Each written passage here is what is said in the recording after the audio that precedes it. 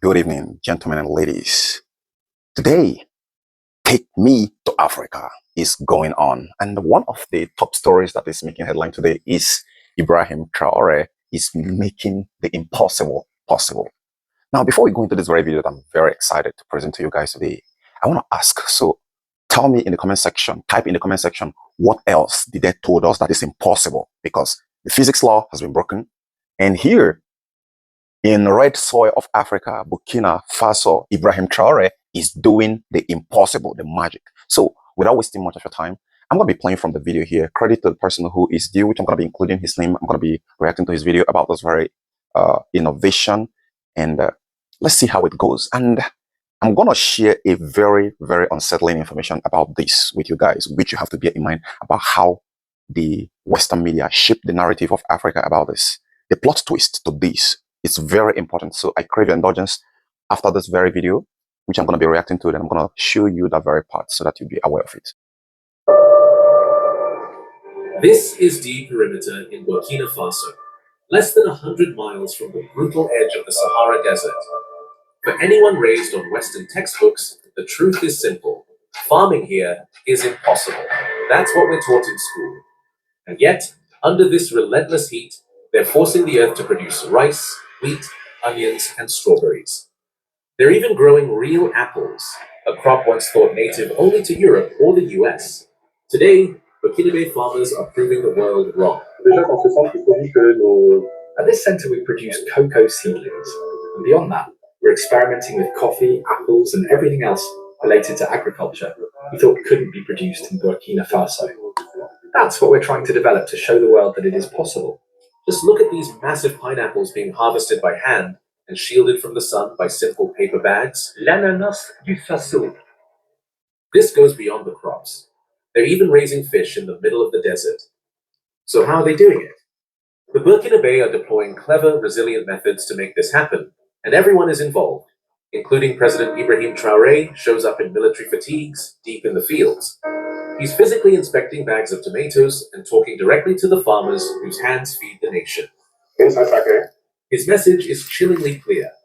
As long as a nation lacks independence over what it eats, it cannot talk about true independence.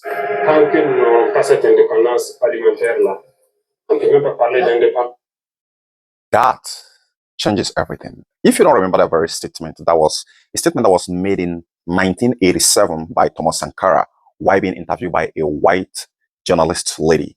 That why did they refuse collecting food aids, Western aids? I don't know if it is HIV or did they mix it. Anyways, and he said, those who are giving you food are making you beggars. That if you want to help Africa, supply us tractors, better education system, farming mechanisms, and the internet went haywire. I'm supposed to have played you guys that very video. You have said no to receiving food aid. Can you tell me why? The food aid we've received, unfortunately, instead of helping us to develop, has kept us in a beggar mentality. Every day, we hold out our hands to ask for food. That is bad. Secondly, food aid means that our farmers who could have produced can no longer produce, because when they produce, they can no longer sell. It's the surplus from farmers in other countries that is brought here. We are asking for something else. Those who really want to help us can give us plows or tractors, fertilizers, insecticides, hoses, watering cans, dams, boreholes. There, that is food aid. But those who bring us bags of wheat, millet, corn, or milk, they are not helping us. Yes, before this very video here. So you can understand this very bold initiative and statement that's going on here. So let's dive further. As long as we don't have that food independence, we can't even talk about independence. Those who beg are always at the bottom. If we spend our time asking for food or going to the ends of the earth, we'll always be at the bottom. The goal is to achieve absolute food sovereignty, something most African nations still struggle with. If you don't have food sovereignty, if you don't have energy sovereignty, if you don't have technological sovereignty, then you don't really have full independence. To get there, they are building massive industrial capacity to process crops locally, from tomato processing to this sugar plant. It scales all the way up to this massive mega rice processing facility with a 400-ton daily capacity, making it one of the largest in Africa. The results are undeniable. This is a massive truck exporting processed liquefied butter to the international market. In fact, some of the nut products sitting in European and American supermarkets right now might have been processed inside Burkina Faso. And this is only the beginning. In this video, I'm revealing the shocking progress of how Traoré sparked the greatest agricultural revolution on the continent, including... Bro, like, are you serious? So what the hell is Africa waiting to start having a military to take over the rule and give a middle finger to democracy? What the hell? Tell me in the comment section, what the hell is the rest other African country? What are they waiting for military takeover if this is happening in Burkina Faso? Because no, we shouldn't be watching this be happening in Africa while we fold our hands and keep complaining. A lot of too many terrible complaints in the social media right now. So I'm talking to you about Africa, this, about how this, about... So what is going on? Why are people not really having the guts to do this? And I guess that's a reason why. Someone said something. Previously, when the West was governing, the colonial masters were governing Africa, there was no insurgency, there was no insecurity, there was no rebels. But suddenly, when we started seeking sovereignty, we started ruling by ourselves and providing the necessities that they couldn't provide us when they were ruling, and suddenly we're having insecurity. Are you guys seeing the pattern there? Now let's ride forward. An ambitious multi-billion-dollar canal project to make the Sahel look like the Nile does for Egypt. But what's absolutely mind-blowing is the next-level technology they're using to grow fruits like apples right here. The best part, it doesn't involve IMF or World Bank loans. It is being built by the Burkinabe for the Burkinabe. Now, let's dive deep into how they are executing this entirely on their own. Whoa, whoa, whoa. Did I just hear it doesn't involve IMF and World Bank right there? Did you guys know what these institutions are? Let me just lecture you guys a little bit before we move on. IMF. Well, let me give you guys just a little bit of lecture. IMF. Plus, you can't say it without adding World Bank. Because these two are playing the role of Tom and Jerry. You see, there's still one more person. The Bible God. The Bible God, which I don't think is actually the real God. And Satan. Can you guys see the relationship right there? So these people here are one of the biggest devastating problem Africa is having. But they are not working alone. They are working with the rest of the Western world to make sure after the Berlin Conference, carving Africa like piece of cake among the Western nations to own and control and manipulate. This Bretton Woods institution that was instituted in 1944 in the United States becomes another pain that Africa, another chokehold on African sovereignty. You collect a loan is a problem. You don't collect a loan is a problem. You collect a loan and you don't want to collect a loan again is a problem. And they want to make sure that each loan you collect, the strings attached in it is so overwhelming that devil will not want to take loan from them. As a matter of fact, they call it a World Bank. But there is one brutal question which a lot of people often don't talk about. Sorry, we are just going out of space because this has to be thoroughly understood so that we can know exactly what our governments are doing whenever they mention something like economic reforms. You probably have heard that. Widen the tax net. You probably have heard that. And the SAP, Structural Adjustment Program. Now, for the record, I credit to Arising Now because that's the guy who actually posted this very video. So you guys can be able to see more videos like this. This guy published a lot of videos like you can see right now. And I think I'm going to be making more topic concerning Africa, Burkina Faso, Africa that is changing the trajectory. That is what my channel is going to be focusing on. Why? Because that's what I love talking about. That's what my new passions and hobby is. Now let's go back to World Bank and IMF. You take a loan is a problem. You pay the loan and you don't want to collect again is a problem. And when you take a loan, devaluation of your currency comes in. There is a lot. Reduced government spending, expenditures is another problem. If you don't understand the broader context, I don't want to waste your time too much. That is the fracture between two powerful friends in Senegal that is raining like bullet right now. We're talking about Faye and Sonko. These two guys that were inseparable, these guys are mediating between one of them, and they have taken hold of one guy, which is the fire. And Sonko is trying to drag him to save him, and that is why the parliament stood for Sonko.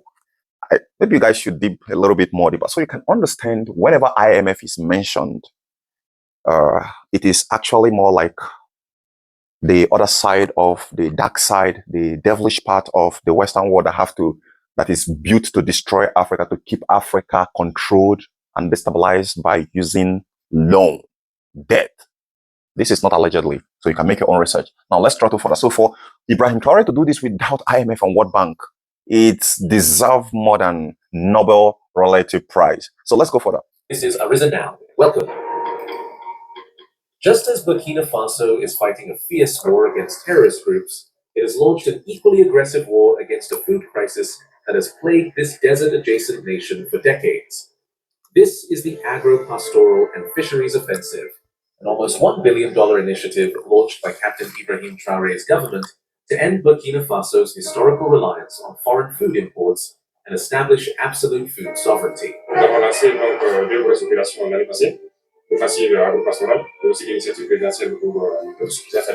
They aim to turn millions of hectares of arid soil into arable land, creating a massive food surplus and thousands of jobs in the process. Wow. Traoré began aggressively, handing farmers 400 tractors, 239 power tillers, and over 700 water pumps to plow 64,000 hectares. But what makes this truly unprecedented is that it's all free of charge, as Traoré himself confirmed right here. In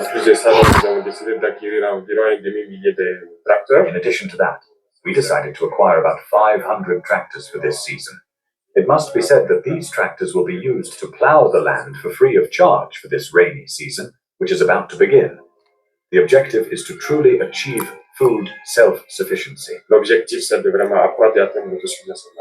This was just the first wave in 2024, with equipment valued at around $130 million.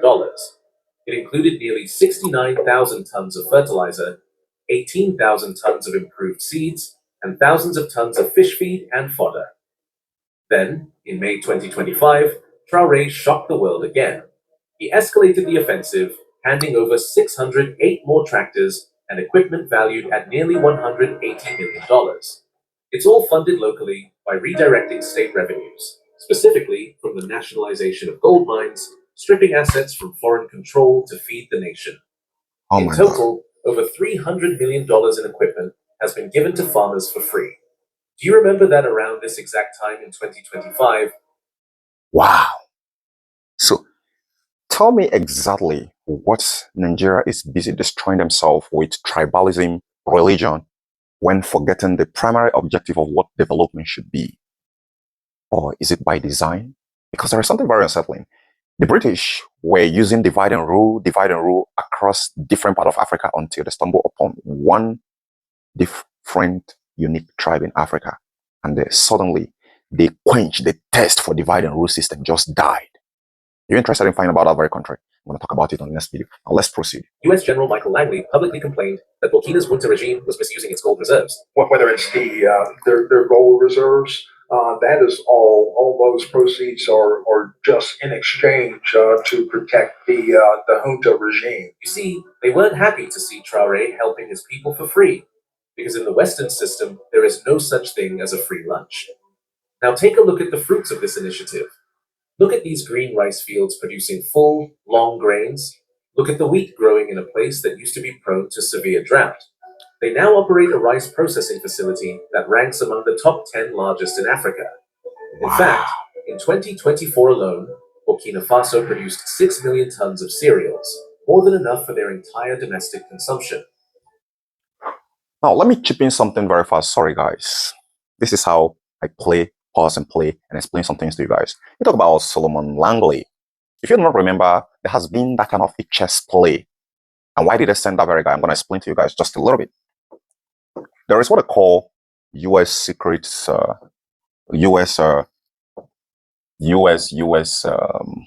state secrets, something shit. That secret we're talking about here, Secrecy Act, states that if you decide you want to develop without US chokehold, without US dictatorship, without US militarization, economically and politically, you becomes enemy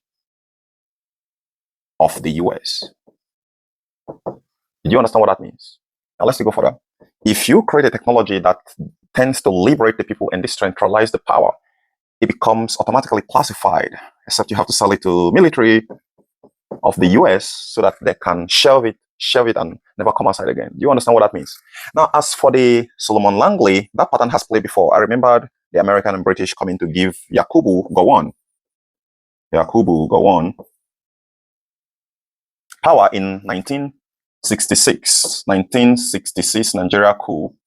At the apex of that very coup there, they handed him power over to destroy the regional system of governance that is invoked because Nigeria is too good in 1963, 1964 to destroy the regional system of governance in the name of one Nigeria. So what did he end up doing? That is exactly what Solomon Langley was about to do here. But I think it didn't happen. He didn't succeed. So there are different African countries that the chess play of Solomon Langley has been used. If it is not someone from the White House, it's someone within Africa that is backed by America. You have a lot of repressive regime, political puppets in Africa right now. They are receiving a heavy backing from the Washington and the UK. So if any country in Africa, puts me, is not going through US sanction, then that means they are suffering economically, politically, and what have you. So if they receive sanction, that means they are actually breaking the rule. They are trying to build a multipolar world where there is no policing, like the West are policing their own people. So I hope you guys get it. Now let's get back to the video.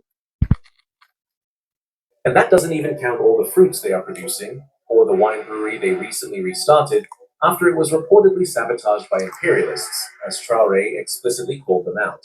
On a tous été témoins du bravage de cette unité industrielle, et je pense que ce sont des Burkinabés, des valets locaux, qui à un moment donné ont été donc payés, je dirais, par les impérialistes, qui ont saboté et détruit tout ce qui se trouvait ici. Before we step inside the factories and reveal the billion-dollar canal project, you need to understand the formula and who is actually doing the work. But first, let's see how they got here.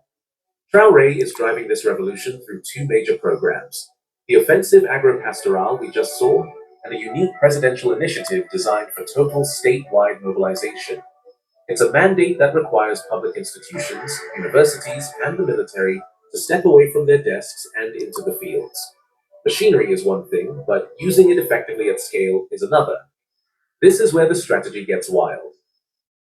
Traoré recruited his own peer soldiers to work the land. In Burkina Faso, the state has fundamentally altered how its institutions feed themselves. Every military base in Burkina Faso is now under strict executive orders to produce its own food. Wow. By forcing soldiers to grow their own rations, using military land for crops and livestock, the armed forces are finally cutting their massive drain on the civilian budget. The military has been officially deployed as agricultural labor. When the presidential initiative rolled out, the government mobilized over 3,000 military personnel, including combat engineers and the civilian militia known as the VDPs. They were sent to work directly alongside 4,000 internally displaced persons. Together, these battalions were tasked with clearing, plowing, and harvesting over 11,000 hectares of strategic land. The military's heavy machinery is now being used to This is impressive. There's something I pick up here. Imagine turning the soldiers into farmers. Why did I reflect on that? A very security situation that is going on in Africa, as I'm talking to you right now, where farmers are scared to go to farm. Someone is somewhere pulling the strings, trying to create artificial scarcity of food so that they can control the food. So if you don't have control over your food and it's coming from the Western nation, GMO can quickly dive in. I think a lot of you guys have seen a lot of videos about Bill Gates that is spiraling out of control on the internet, where the West are calling him murderer at a very huge scale after being sued and chanting, protesting, arrest Bill Gates now, arrest Bill Gates now. I think that is to me like a karma. But you know, I don't feel a little bit comfortable because this man is not staying just right there in Washington. He's stepping his foot right in African soil. And the mayhem is being committed also in Africa. A lot of African leaders are complacency with Bill Gates. So now, back to the army, tilling their own. So you can see this guy right here in combatant uniform, I think, the khaki or something like that. But even if he's not Imagine a soldier becoming a farmer. How do the terrorists, like the banditry activities and terrorist activities that's going on in Nigeria, how are they going to thrive? How are they going to prevent them? So that is such a brutal strategy. Terraform and cultivate at a scale that civilian farmers could never achieve alone. And because insurgents in the Sahel have historically weaponized hunger by blockading fields, these VDPS youth militia operate under a powerful dual mandate: the rifle and the plow. Wow. They form heavily armed perimeters so locals can farm without fear, but they don't just stand guard, they get in the dirt. Just look at this intense training footage. This is a rigorous boot camp fusing agronomic science with strict military discipline. As of April 2026, over 4,600 of these agricultural VDPs, including hundreds of women, have graduated, fighting terrorism by planting seeds. They also fixed a massive intellectual gap. For years, the country's agricultural engineers sat in air-conditioned offices in the capital. Traoré ended that. He ordered the immediate transfer of these experts out of urban ministries and directly into rural cooperatives. He even provided the motorbikes to ensure they could reach the most remote areas. By putting these engineers in the dirt with the farmers, the new tractors and hybrid seeds are being optimized the moment they hit the ground. To make it even more dramatic, they revolutionized the prison system. Traoré personally visited the Baporo Penitentiary Center, refusing to let it remain a colonial. Sorry, before he go into that form again, you guys heard it clearly. Imagine Africa that is being ruled by military that has exactly the photocopy or the original mindset of Ibrahim Traoré, and forced the nation into doing the right thing, not for selfish interest, but for selfless, to grow their food while the hell with a food insecurity threatens such nation. So such kind of a bold initiative, I kind of applaud Ibrahim Traoré for that. And I am actually signaling to other African countries to copy, because this is just the way out. Democracy is a scam. If it is not a scam, let the people who brought it here demonstrate it exactly the way they have actually created it here. Like I talked about the introduction of Yakubu Gowon and using him to destroy the original system of governance, and also using him to disagree with the Aburi Accord agreement, which actually exacerbated the conflict between Nigeria and the Igbos that lasted for 3 years and murdered over 3.5 million people, which is literally like half of the population of the people.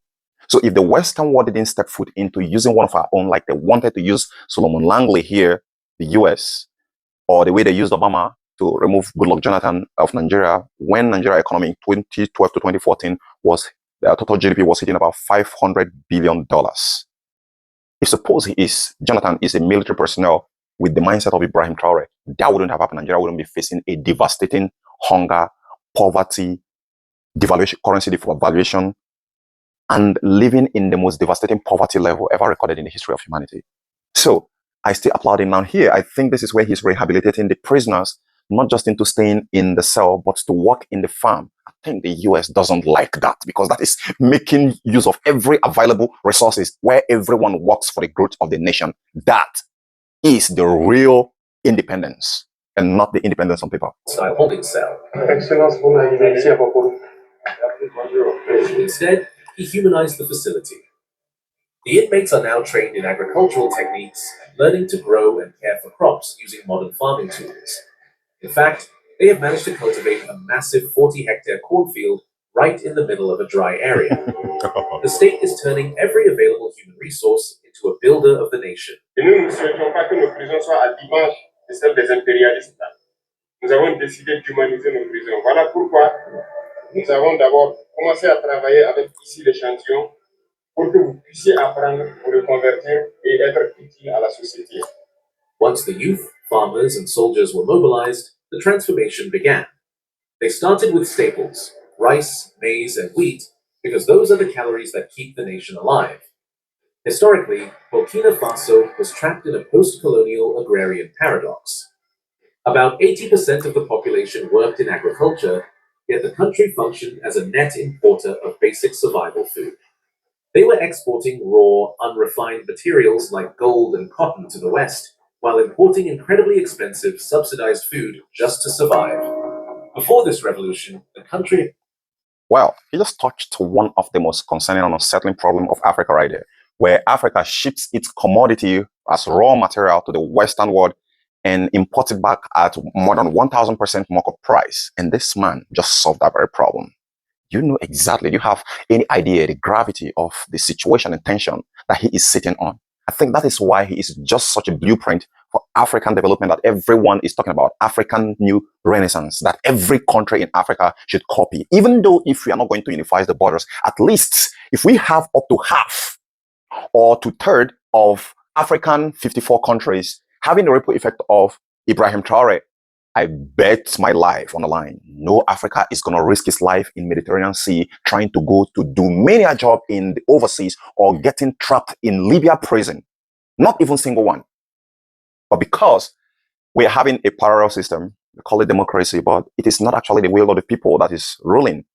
Take Nigeria, for instance. I'm actually mentioning Nigeria a lot. Why? Because I know there's a lot of other African countries where there have never been a transparency in the voting system where the people actually voted whom they want into power. If there are, they're going to be just very little few. And what happens when you didn't actually determine who is the person who sits there? You literally, they are all hiding under democracy, but deep inside, they are dictators that are just carrying out the Western blueprint. No exception. Imported 70% of its rice, nearly 700,000 metric tons. It was a massive trade deficit and a security nightmare.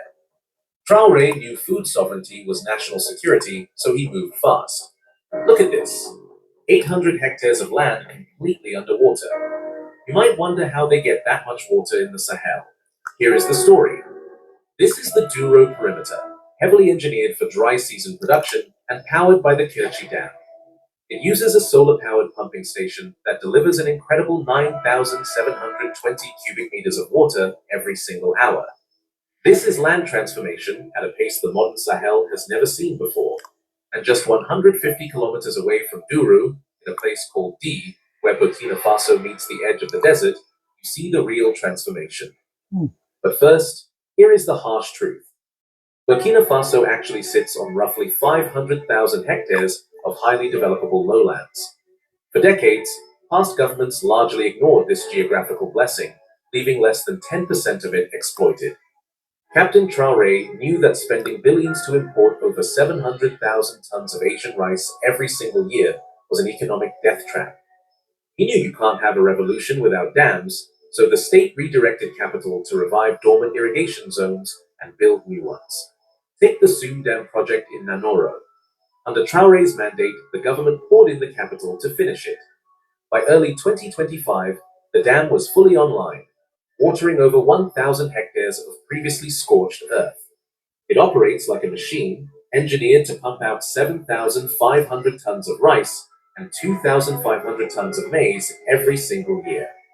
Back at the dye perimeter, you find a distinct project located just a few miles, sitting right against the Sahara's edge. It is an engineering crown jewel for a so-called third world country. Located in the Suru Valley, in Burkina's Nord region, the scheme covers 2,240 hectares of irrigated land. The engineering is fascinating.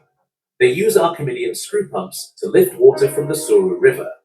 From there, it flows through a gravity-fed network of canals and drains. When that water hits the arid soil, the result is a neon green sea of rice flourishing in the desert. You can see the water pooling perfectly around the thick stalks. Yields here have exploded, with some farmers reporting incomes 177% higher than rain-fed farming. Then there is the ultimate crown jewel, located 245 kilometers southeast of the capital. The Bagre Dam and its associated growth pole, Bagre Pole, stand as the country's most ambitious agricultural infrastructure project. This strategic hub harnesses a massive 1.7 billion cubic meter reservoir on the White Volta River to transform thousands of hectares of Sahelian land into a high-tech breadbasket. It's a mix of massive gravity-fed canals and cutting-edge tech, solar pumps, automated irrigation, and laser land leveling. They even use...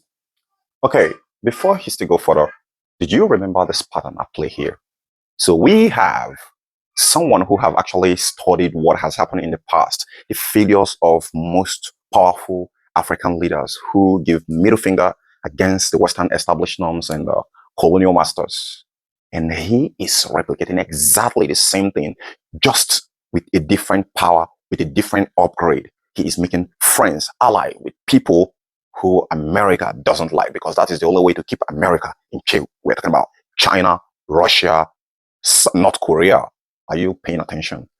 Who am I talking about here? We're not talking about any other person but Muammar Gaddafi, that turns the desert into agricultural resource industrious part. And guess what? When America actually eliminated him using NATO intervention and humanitarian crappy shit, what happened? They destroyed those. They destroyed those. So now, I think Ibrahim Traore have actually studied what Muammar Gaddafi failed to do and used that as his own leverage to replicate exactly the same kind of technology right here in Burkina Faso that is changing everything. So what we're looking at here is a total transformation. And that's why I say, why is Africa, other African countries, not really moving towards this very direction here? But I don't think it's not all Africa, because the last time I checked, the newly elected president of Benin just decided to exit the ECOWAS because something is not right. And if you guys don't get about that very gist right there, in December 2025, I think, yeah, December, somewhere around 23 or so, Nigeria president flew some jet fighters to stop the coup that was taking place in Benin. But having elected a democratic system of governor, that's the president, into office, and the president is going to give Ibrahim Traore a handshake, and it doesn't end there. Just about a couple of weeks later, we're getting all that information here that he has left ECOWAS, means that there is a brewing storm in African political system that doesn't like the old gatekeeping system anymore, and they're doing everything possible. And if you don't remember that, that's also the same thing that the parliament did by bringing Sonko back in order to address the very problem that Faye is trying to shy away from. Now let's go further. Satellite monitoring and IoT sensors to optimize every drop of water. In 2025 alone, Maghreb Hall produced nearly 12,000 tons of rice.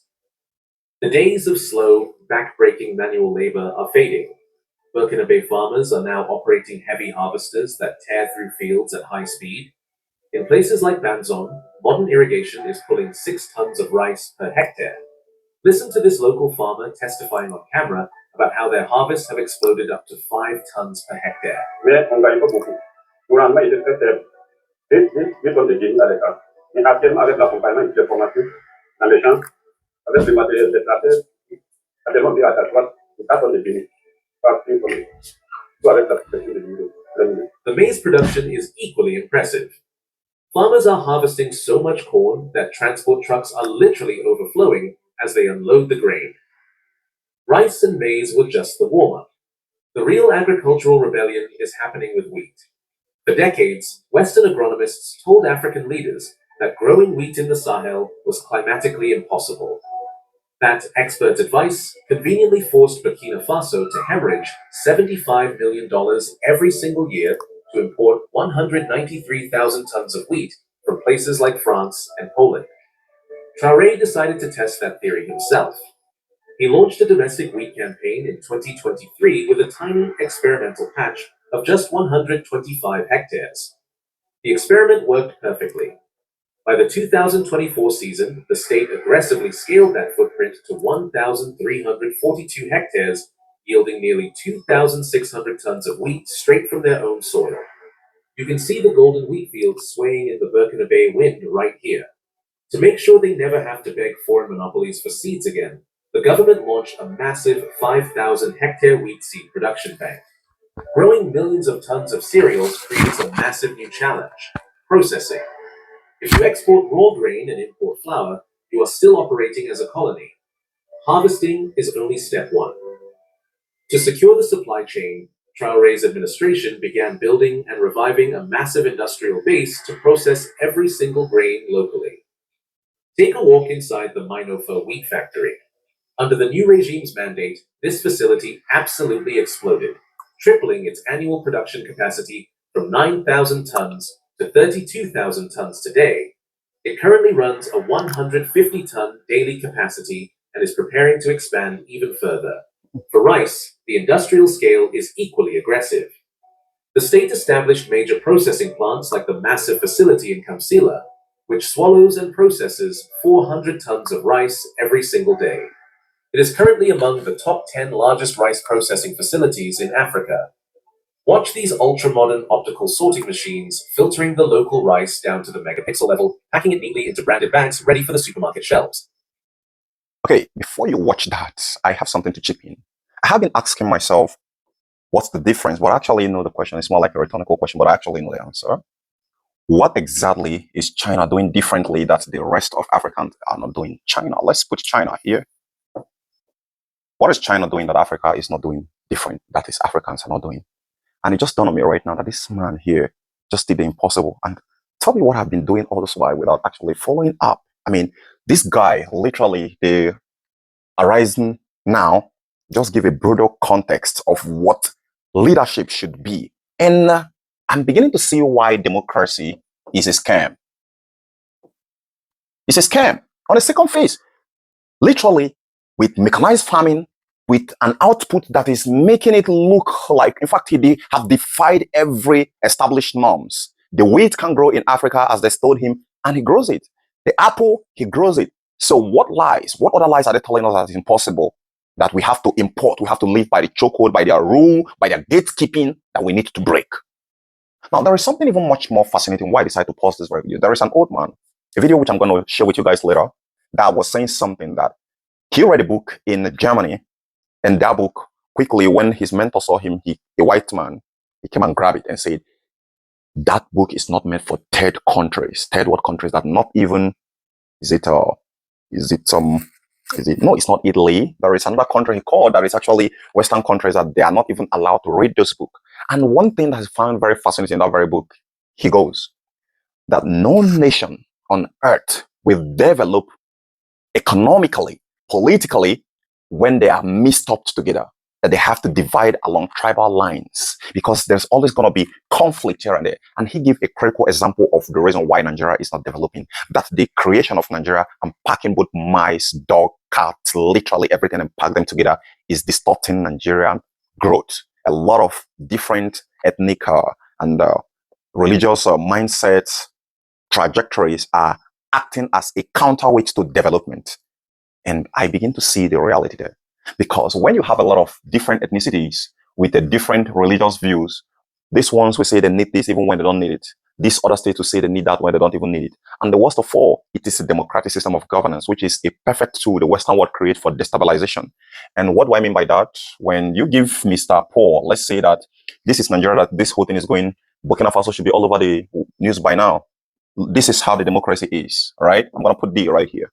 So we have a lot of parliament, a lot of governors, but the parliament are more important. Why? Because they sit to decide the powers of what you are going to make to approve every budget. So they have to agree to this man here. The democracy itself is the president, but they have a lot of too many loopholes. So if the president refuses that he wants to transform the nation without, except you have to do it like a dictator, in any budget you want to make right now, in any development, all these different people from different states that were divided for a purpose in order so that they can be united, so they can fight each other, they can make exclusive demands that tear up the development and drag it backwards. So when this very president here decide, I want to do most of the major transformation in the road infrastructure, education system, healthcare, now, even the people who already have, we want that pie. They will want a change in their own system, even when they don't need it. Even when they don't need, if Mr. A don't have a train station, he will say they need train station. Instead of allowing the train station or the railway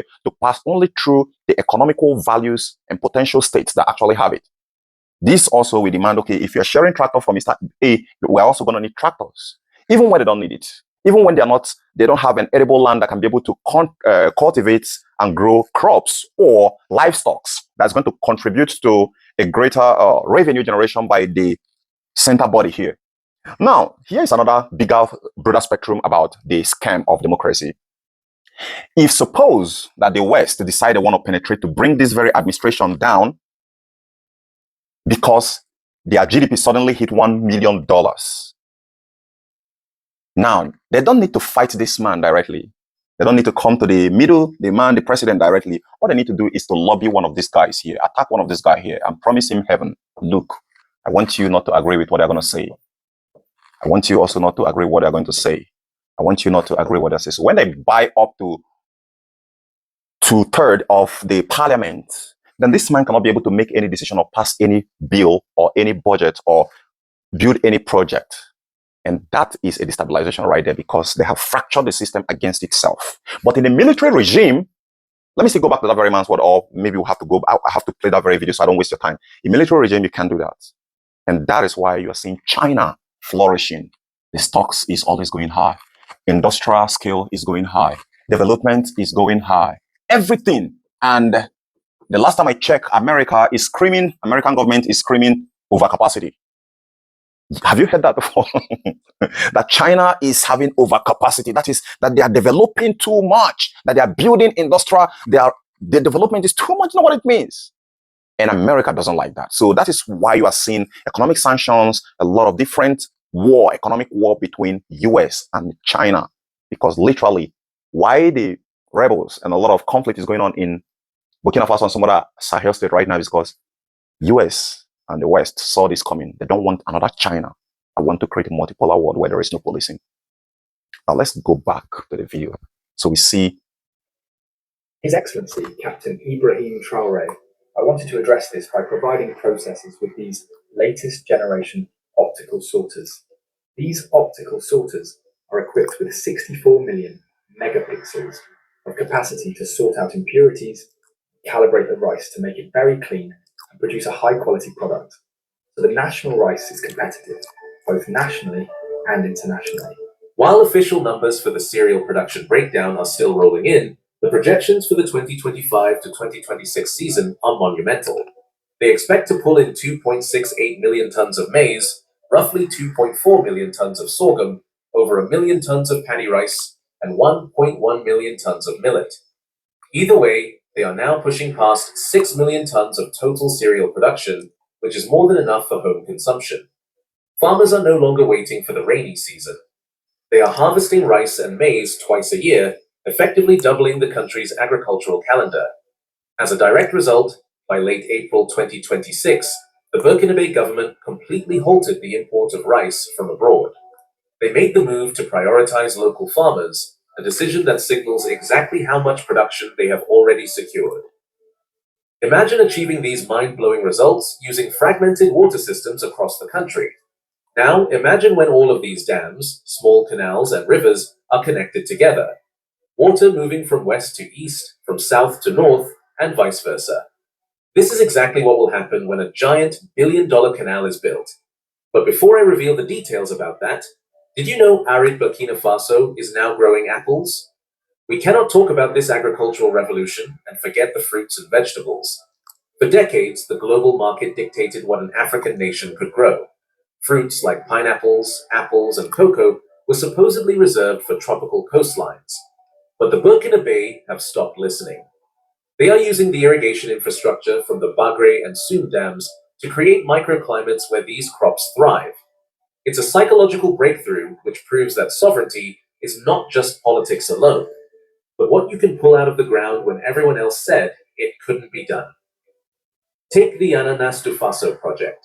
It's the ultimate example of this defiance. Right in the middle of a dry, arid landscape, there are now 23-hectare pineapple farms producing some of the biggest, sweetest fruits you've ever seen. They use a clever mix of modern irrigation and traditional techniques, like wrapping each pineapple in a paper bag envelope boldly labeled Ananas do Faso. It protects them from the harsh Sahelian sun and preserves that delicate taste. When you see these farmers eating fresh pineapples they grew themselves, in a place where people once struggled for water, you realize the old climate maps are being rewritten in real time. They slice the pineapple like nothing is happening, and they are eating it with great joy. This transformation is happening across 5.5 hectares of state-owned land where technicians calculate harvest times with military precision. They are showing the world that absolutely nothing is wasted, from the fruit itself to the suckers and offshoots used for the next planting cycle. Once harvested, these pineapples are not shipped off as raw, cheap exports. They are immediately trucked to localized processing facilities like Afridia Industries. There, Burkinabe workers process the fruit into high-value juices and concentrate right on national soil. And the ambition does not stop at pineapples. The government's agricultural ministry set up demonstration farms specifically to prove to their own people and the world that the desert is just a mindset. Listen to this local farmer give his testimony. He explicitly states that for decades, people believed cultivating apples, coffee, and cocoa was geographically impossible in Burkina Faso. At this centre, we produce cocoa seedlings, and beyond that, we're experimenting with coffee, apples, and everything else related to agriculture we thought couldn't be produced in Burkina Faso. That's what we're trying to develop to show the world that it is possible. Today, they are actively growing those exact crops. Just like they experimented with wheat and succeeded, they are now trying their hands at apples. They began with just 2 trees, but they are very confident with the developments. You can also see Mercedes cocoa plants thriving alongside banana plantations after just 3 months of precise irrigation. They are even growing fragile strawberries in the dry heat. This level of cultivation requires immense political will, which brings us back to Captain Ibrahim Traoré. He treats the vegetable harvest with the same gravity as a military operation. You will find him walking through the thick brush of a tomato farm, entirely surrounded by the harvest. He personally inspects the heavy sacks of fresh tomatoes alongside the farmers. Burkina Faso produces over 300,000 tons of fresh tomatoes annually. For generations, Burkina Faso produced mountains of tomatoes, only to watch them rot by the roadside because they lacked factories. Meanwhile, they spent fortunes importing canned paste from Europe and China. Traoré crushed that cycle. The government backed massive processing plants, including the Esobito facility inaugurated in November 2024. It processes 6 tons of fresh tomatoes per hour, nearly 100 tons a day. It's 100% owned by the Burkinabe people, funded locally and by the diaspora with an investment of about 8 billion CFA. It's linked to over 10,000 indirect jobs. Now you can watch endless streams of red, Sahel-grown tomatoes moving down modern conveyor belts, being crushed and canned under the brand Adia by local workers. Here, Traoré himself is touching the cans. It's very rare to see this hands-on type president like this. Traoré himself inaugurated these plants, cementing the reality that the raw materials and the factories must belong to the same people. Okay, thank you, my esteemed audience. Now, this is why I'm going to be stopping this very video right now. If you want to complete the rest of the video, you can go to the Arise Now YouTube channel to go and watch it. There is something which I want to chip in here and use that as a conclusion of this very night. In Nigeria, there is a state called Aba. It's actually Abia, but there is Aba in Abia. And this very state we're talking right now is like a new nation that is rising in Nigeria. I'm going to be dropping a video about this in my channel. Now, that very governor there by name, Dr. Alex Uti, is doing something revolutionary like Ibrahim Traore. But there is a plot twist. The plot twist there is, in a democratic system of governance, you cannot expect this kind of massive growth. Why? Because I've explained democracy to you guys before and how it have a loophole to destroying and destabilizing the system, chopping it off as soon as it's growing above the people who actually designed it. Like I said, I've explained before to you guys that when you are growing up economically and become stable, you become enemy of the United States of America. That is what their foreign policy is. So you need to go and read it and know exactly when they're talking about foreign policy, what it really means. Then the Invention Secrecy Act is when you invent anything that is actually decentralizing the power, they silence it. You might likely go with it, and that explains why Maxwell Chikumbutso is not actually fast pedaling the self-powered car that should destabilize every chokehold on Africa. Now, why am I actually saying this? In the case of Ibrahim Traore, there is a more stable government. Why? Because he can't decide to actually hold this very government for more than 40 years. Yes. And why is that very, very important? It is actually very important because development is not a short-term thing. It's actually a long-term thing, in as much as the very leader who is there is a visionary leader who is not bowing to IMF, World Bank, and the Western world and their carcasses. Now, if he could be able to hold Burkina Faso for 40 years, you think they should give power over to democracy? No. We need another person like Ibrahim Traore. As a matter of fact, he should rule there until the very day he dies. That is, I think, what is resonating in every African man's country. Why? Because you see these amenities, you see this very development we're seeing right now, this unprecedented development we're seeing, that is being done without borrowing a dime from IMF and World Bank. That is exactly how every African country should function. All right. I don't know if this is, maybe I face the flag, the map the other way around. Now, the other thing which I'm also asking is, African can never get it right by using democracy. It can never work. It can't. I want you to list at least up to 5 in the comment section. List up to 5 Western nations that is practicing the kind of democracy that African is practicing. We're not talking about regional system of governance. No. So they know exactly what they did. And it doesn't end there. They also go further into infiltrating into our education system and giving us a rote learning education system, which I think is something that we have to bring into but I'm certain he knows it. But notwithstanding, you guys should tag him, right? Maybe I have to one of these days create an official account on Twitter. That's an X. So we have to tag Ibrahim Traore. There is a need to change Africa educational curricula, all right? Because what actually affects one Africa affects the other. Change Africa curricula from rote learning or sorting education system into development education system. What's the difference? In sorting, they pair you, I think that's something I need to talk about some other time. So let me not waste much of your time, but I'm very, very happy for this kind of information. I am so happy as African and someone who wants to see Africa thrive, Africa to stop begging after, instead to start mining the very colossal mineral resources that is lying underneath our feet.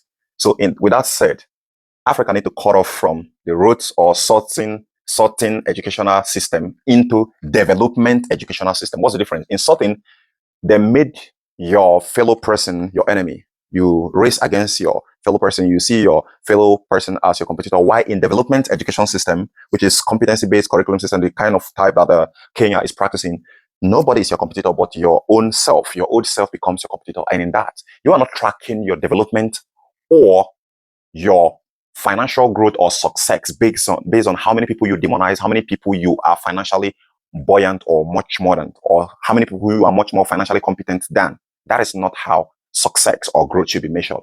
The personal growth should be assessed by measuring your former self to your present self and not using the other person as a rival, because that creates more imbalance and fractured society that bet nothing but grievances, rebels, criminality of different shade, and disunity among the nation. So it is strategic weapon that the West actually plays in our education system. And also, I also commend him for trying to make Burkina Faso a secular state where it's not being influenced by Islam nor Christian, because that is one of the biggest problems Africa is facing, religious crisis. It is well inserted in almost about 90% African educational curriculum. It is not accidental. It is strategic, because when you can control the imagination and how the kids think, you can control literally the nation and the generation. Hello. I actually told you guys I'm going to be sharing one exclusive information about how the West talks about Africa. Now, the reason, the information which I was about to share here was concerning this guy, which I'll read out to you guys. I've actually reacted to the impossible Ibrahim Traore growing apple in Burkina Faso in African red soil. That is something fascinating. Now, let me show you guys the brutal truth. This is the brutal truth. Burkina Faso, I asked on the internet, how is Burkina Faso actually planting or growing apple in Burkina Faso? How are they doing that? So they said, Burkina Faso, Captain Ibrahim Traoré, is not directly farming apple. Can you see that? This is actually coming from AI, what I call it. There is a reason why I decided I want to show you guys this, so that you stop relying too much on this AI, because they are helping to create more problem for us up here. Burkina Faso President Captain Ibrahim Traoré is not directly farming apples. Instead, his government is driving agricultural and industrial revolution centered on cashew, apple. Can you see that? Apple, which grows naturally in the red iron-rich soil, often the Sahel. Now let's go further. His administration is investing hundreds of billions of CFA franc to provide local farmers with modern tools and machineries to cultivate these crops natively. Crucially, the government has banned the export of raw material to ensure these cashew apples are processed locally into high-value products like juice, wine, vinegar, and ethanol. So that's fascinating. The question is, why aren't other African continents other African country banning exportation of raw materials like this man is doing. Let's go to the next page. The cashew apple value chain, because of its rich nutrients, dense soil, the cashew tree thrive in Burkina Faso. When I'm talking about cashew here, what I asked it is apple. Historically, millions of tons of the sweet, fleshy cashew apple, the fruit from which, I don't know, what is cashew apple? Can you guys explain to me in the comment section? Because I know apple, I know there are cashew. They are two distinctive fruits. The fruit from which the nuts grows were thrown away while only the nuts was exported. President Traore agricultural strategy seeks to reverse this dependency by boosting production of distributing modern farming equipment and motorcycles for rural farmers can better assess and cultivate their orchards. Industrial processing, constructing large-scale processing facilities like the factory in Penny to turn raw cashew apple into finished goods natively. So instead of shipping them as raw material into the Western world and buying it back as a huge markup price like most African countries are doing, including Nigeria, that literally imports toothpick. And just ask me, we have Burkina Faso here doing the impossible. So now here is the last part: economic sovereignty, banning export of raw agricultural products to generate local jobs and retain wealth within Burkina Faso. That is how a leader should rule. Growing actual apples in the region. If you are looking to grow actual orchard apple, mallows domestico, in similar red tropical soil, farmers across West Africa, including regions in Nigeria, achieve this through the following steps. Use grafted seedling instead of planting seed. Farmers plant grafted seedlings that are specifically bred for hot climate. Soil culturing. Apple trees requires a well-draining soil. Farmer enrich red laterite soil with organic cow manure to provide necessary nutrients and balance the pH. Okay, and balance the pH. Water management. Because of the harsh dry season, regular irrigations, often using drip system, is essential during the early stage of the growth. Is there anyone? That's the last one. So what I'm trying to point out here is trying to piss me off on the very first page. So if I didn't decide to go further, I would have stuck here where he say Burkina Faso president, Captain Ibrahim Traore, is not directly farming apples. That is enough to deter us. That is enough to change the narrative for a lot of people who want to just read a few information and dive deeper. That is enough to deter them and say, no, that is just fake. But when I start going down, they start telling me. So guys, I decided I want to point this out so that you guys can be able to know and reduce your usage with AI and be very careful of the kind of information it feeds you. Do more research. Thank you. So thank you for watching. Tell me what you think in the comment section. I'll catch you guys later. Bye for now. I remain your host, Dr. Cool.